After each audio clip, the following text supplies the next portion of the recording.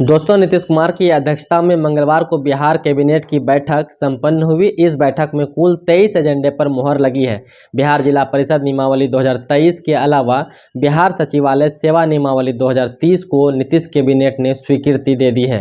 इसके अलावा बिहार के 6 प्रमुख नगर पटना, मुजफ्फरपुर, गया, भागलपुर, दरभंगा और पूर्णिया के लिए 400 इलेक्ट्रिक बसों की व्यवस्था की जाएगी।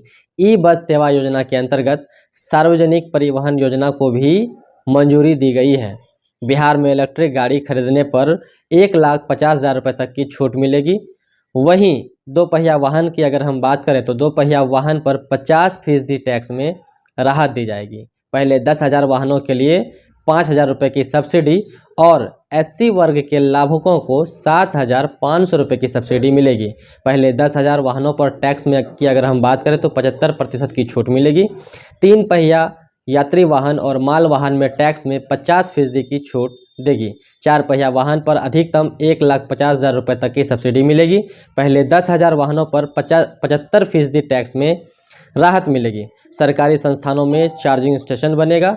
बिहार में कबड्डी को बढ़ावा देने के लिए मंत्रिमंडल ने पटना पायरेट्स टीम को बिहार वित्तीय नियमावली के तहत बिहार खेल प्राधिकरण द्वारा प्रायोजित किए जाने के संबंध में भी अपनी मंजूरी दी है।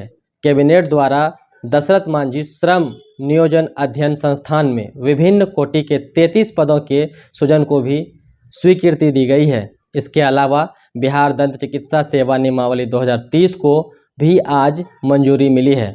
वहीं आत्मनिर्भर बिहार 7 निश्चय 2 के तहत IITs पटना द्वारा 33 राजकीय पॉलिटेक्निक संस्थानों में सेंटर ऑफ एक्सीलेंस स्थापित करने की योजना के लिए 122 करोड़ 86 लाख रुपए की प्रशासनिक स्वीकृति दी गई है। वहीं राज्य सरकार ने सरकारी विभागों के अलावा बोर्ड, निगम और दूसरे कार्यालय के स्वामित्व वाले वाहनों को लेकर बड़ा फैसला लिया है। ऐसे संस्थानों से संबद्ध 15 साल पुराने सभी सरकारी वाहनों को स्क्रैपिंग भीम की स्वीकृति दे दी गई है। बता दें, मुख्यमंत्री नीतीश कुमार पिछले 1 सप्ताह से भी किसी भी कार्यक्रम में शामिल नहीं हो पा रहे थे। हालांकि नीतीश कुमार मंगलवार को स्वास्थ्य पहले से ही बेहतर होने के बाद कैबिनेट की बैठक में शामिल हुए हैं। दोस्तों, नीतीश कुमार की अध्यक्षता में मंगलवार को बिहार कैबिनेट की बैठक संपन्न हुई। इस बैठक में कुल 23 एजेंडे पर मुहर लगी है। बिहार जिला परिषद नियमावली 2023 के अलावा बिहार सचिवालय सेवा नियमावली 2030 को नीतीश कैबिनेट ने स्वीकृति दे दी है। इसके अलावा बिहार के 6 प्रमुख नगर पटना, मुजफ्फरपुर, गया, भागलपुर, दरभंगा और पूर्णिया के लिए 400 इलेक्ट्रिक बसों की व्यवस्था की जाएगी। ई बस सेवा योजना के अंतर्गत सार्वजनिक परिवहन योजना को भी मंजूरी दी गई है। बिहार में इलेक्ट्रिक गाड़ी खरीदने पर 1,50,000 रुपये तक की छूट मिलेगी।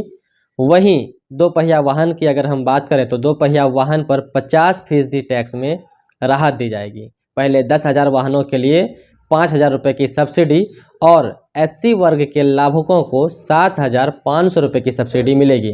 पहले 10,000 वाहनों पर टैक्स में की अगर हम बात करें तो 75% की छूट मिलेगी। 3 पहिया यात्री वाहन और माल वाहन में टैक्स में 50% की छूट देगी।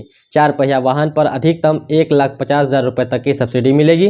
पहले 10,000 वाहनों पर 75% टैक्स में राहत मिलेगी। सरकारी संस्थानों में चार्जिंग स्टेशन बनेगा। बिहार में कबड्डी को बढ़ावा देने के लिए मंत्रिमंडल ने पटना पायरेट्स टीम को बिहार वित्तीय नियमावली के तहत बिहार खेल प्राधिकरण द्वारा प्रायोजित किए जाने के संबंध में भी अपनी मंजूरी दी है। कैबिनेट द्वारा दशरथ मांझी श्रम नियोजन अध्ययन संस्थान में विभिन्न कोटि के 33 पदों के सृजन को भी स्वीकृति दी गई है। इसके अलावा बिहार दंत चिकित्सा सेवा नियमावली 2030 को भी आज मंजूरी मिली है।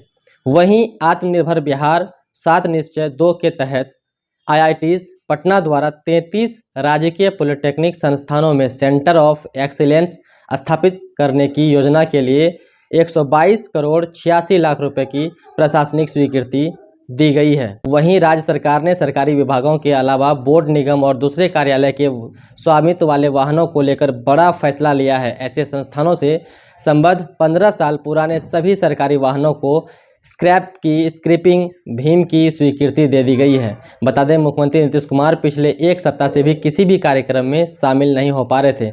हालांकि नीतीश कुमार मंगलवार को स्वास्थ्य पहले से ही बेहतर होने के बाद कैबिनेट की बैठक में शामिल हुए हैं।